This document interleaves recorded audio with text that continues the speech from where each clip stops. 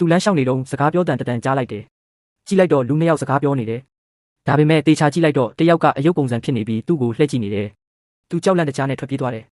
သူဟာအယုတ်တွေတိမ့်တဲ့နေရာမှာအလုပ်လုပ်တဲ့သူတယောက်ပါတနေ့မှာတော့သူ့အလုပ်ဖော်ကအယုတ်တရေတွေအကြောင်းကိုပြောပြတယ်သူဟာနေတိုင်းရုပ်တွေကိုရေးပြီးရွှေ့တက်ပေမဲ့ပိုနေတာတွေလိုနေတာတွေရှိတယ်လို့ပြောတယ်အဲစကားကိုသူကတော့အမှုမဲ့အမှတ်မဲ့ပဲထားလိုက်တယ်ဒါပေမဲ့သူ့စိတ်ထဲမှာတော့ကြောက်ရွံ့မှုအနှဲငယ်ဖြစ်သွားတယ်သူထွက်သွားချိန်အယုတ်လုတ်သွားတာတော့သူသတိမထားမိဘူးအိမ်ပြန်ရောက်တော့ဒီအကြောင်းကိုအွန်လိုင်းမှာရှာကြည့်တယ်ဒါပေမဲ့အယုတ်တရေရဲ့ပုံဟာသူတွေ့ခဲ့တဲ့ပုံနဲ့တူနေတယ်သတိထားရမယ့်အချက်ကအယုတ်တရေနဲ့မျက်လုံးချင်းမစုံဘူးပဲစုံရင်ရွေးချယ်ခံရတတ်တယ်လို့ရေးထားတယ်သူဟာအယုတ်တရေနဲ့မျက်လုံးချင်းစုံဘူးတာကြောင့်လန့်သွားတယ်ဒီနေ့ညလည်းသူတို့နှစ်ယောက်အယုတ်တွေကိုစစ်နေတယ်ဒါပေမဲ့တရုတ်လိုနေတယ်သူတို့လည်းရှာမနေတော့ပဲပြန်မဲ့အလုပ်မှာအယုတ်ကအပြင်မှာရောက်နေလို့လန့်သွားတယ်ဒါကသူ့အတွက်ထိတ်လန့်စရာဖြစ်လာဖို့အစပဲသူ့ရဲ့အပြန်လမ်းမှာဟိုနေ့ညကတွေ့ခဲ့တဲ့လူနှစ်ယောက်နဲ့ထပ်တွေ့တယ်အယုတ်လူကသူ့ကိုမြင်တော့ထလာတယ်ပြီးတော့သူ့နောက်ကလိုက်လာတယ်